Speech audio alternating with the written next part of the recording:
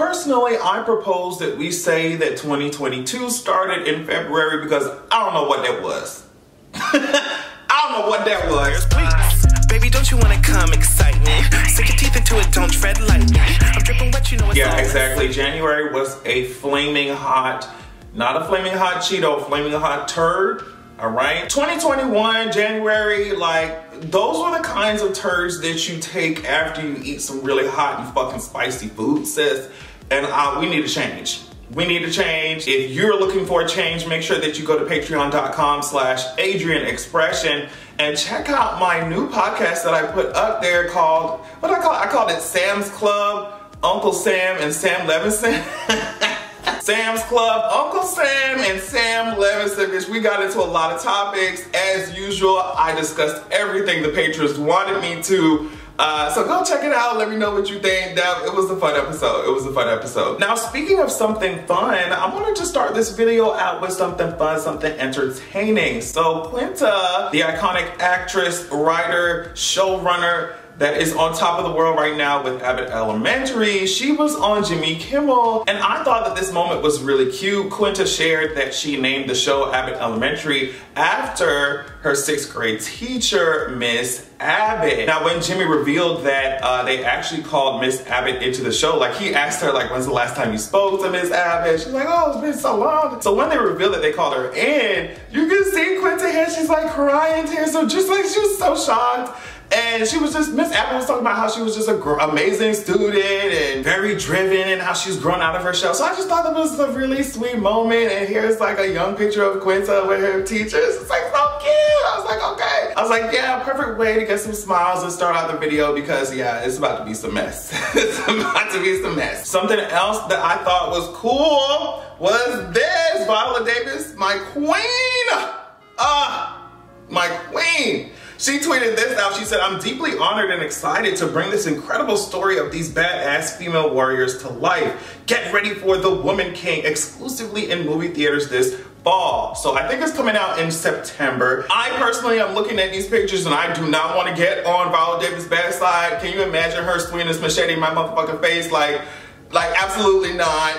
She looks like she can punch my head clean off of the shoulders, these broad ass shoulders that I got, trying to shove them in the crop tops and shit. She would literally take some inches off my shoulders. Like, she looks fucking amazing. Deadline says this: the film The Woman King is inspired by true events that took place in the kingdom of Dahomey, one of the most powerful states of Africa in the 18th and 19th centuries. Its story follows Naniska, Viola Davis, a general of the all-female military unit, and Naui, an ambitious recruit who together fought enemies who violated their honor, enslaved their people, and threatened to destroy everything they've lived for. So yeah, I already knew Viola Davis was working on this, but I'm just gonna repeat, these are the stories that we want to see, girl. Like, oh my gosh, black stories like this, like, please, we're begging you, no more reboots, no more you know what I mean?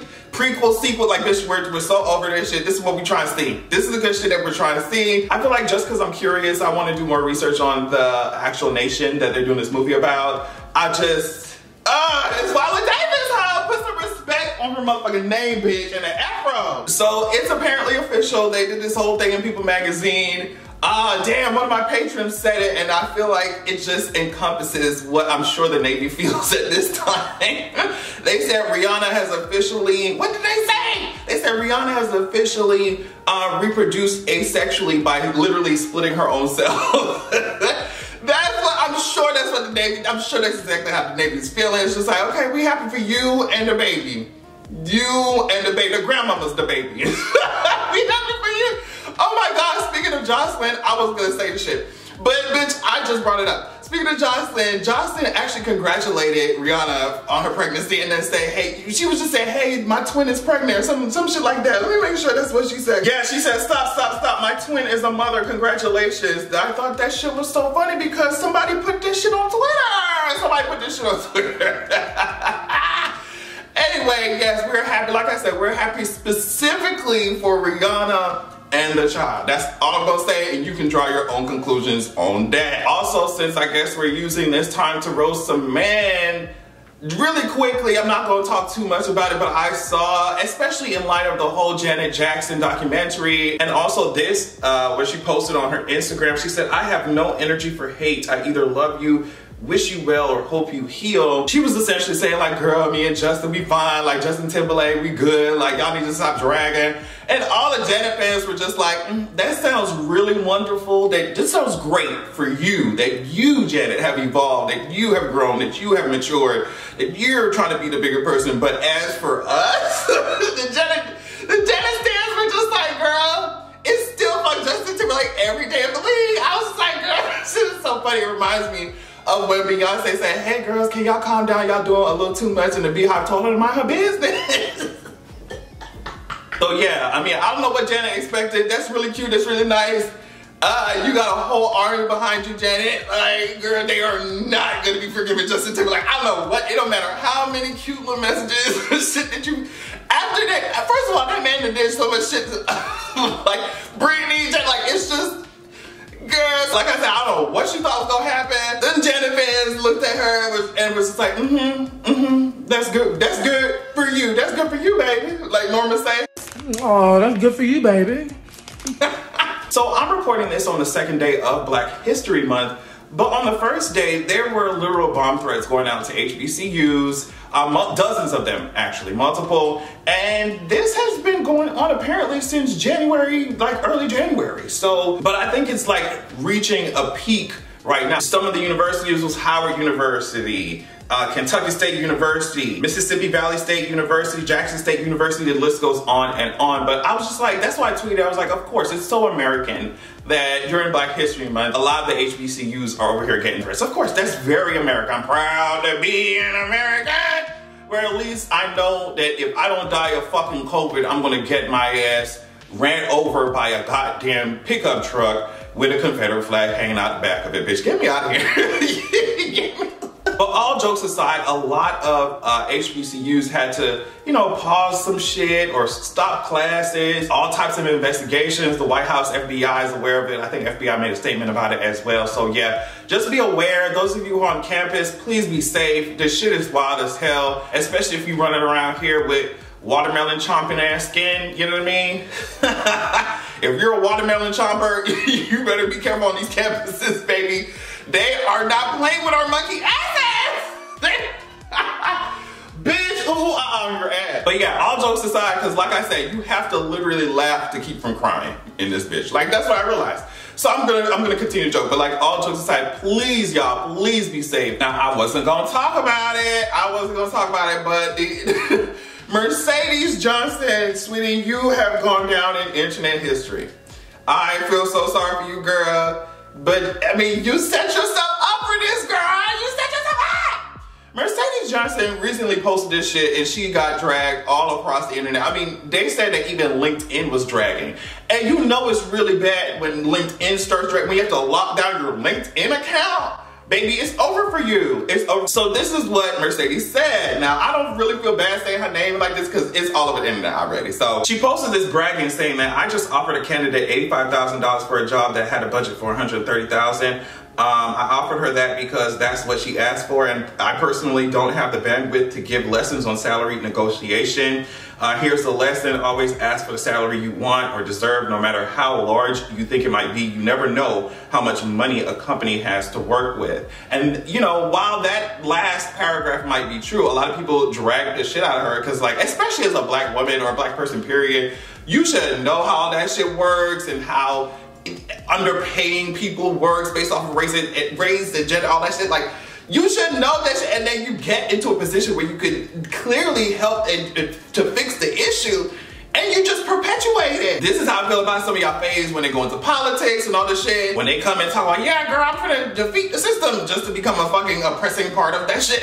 So that rubbed people the wrong way, and I completely understand. Yes, obviously we should make sure people are aware that, you know, you can negotiate your salary. How do you do those things? How the hiring process, like all of that shit. Yes, we want people to be educated, but like, girl, you really had the opportunity to change someone's life. Bitch, 45 extra stacks per year? Can you imagine? Scrolling at work and seeing Mercedes brag about underpaying your ass, bitch.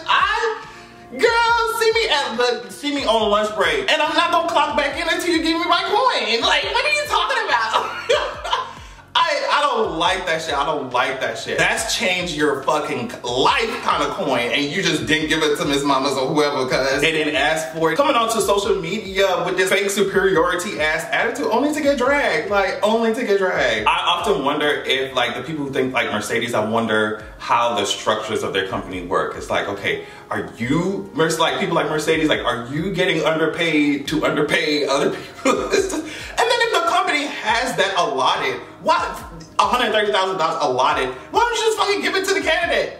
Like, I don't get it, I don't get it, I don't get it. But neither did the internet, and she got dragged. So I wanna know what y'all think about that shit. Office culture is so strange to me. It's just full of ego and bullshit. But then to come on the internet and brag about that shit, it's just, that takes it to a whole nother level. I don't know, girl, I don't know. I'll end this video on a good note. The first participants have been vaccinated in a phase 1 clinical trial of an experimental HIV vaccine that utilizes Moderna's mRNA technology.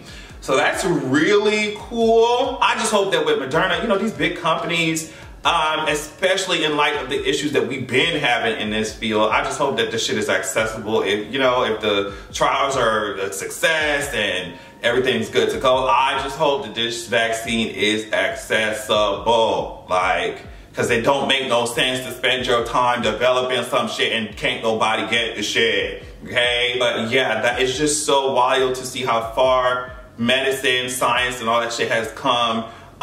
When you think about the first wave of the HIV and AIDS crisis to now where we are with PrEP, and you know, they talk about vaccines and shit now. I really love it. And it's literally all the reason why I'm not gonna sit here and argue with these non-medical degree having fake ass Facebook doctors and shit about the effectiveness of medical research and science and medicine and all that shit. It's just like, girl, I'm not gonna play with y'all. Especially not me in the whole pandemic. I'm not gonna play with y'all. So yeah, I think that's all I want to talk about. I want to thank y'all so much for watching. Make sure that you check out my Patreon, like I said, at patreon.com/AdrianExpression. Hope you have an amazing week, and make sure that you have a good goddamn evening. Don't play with me.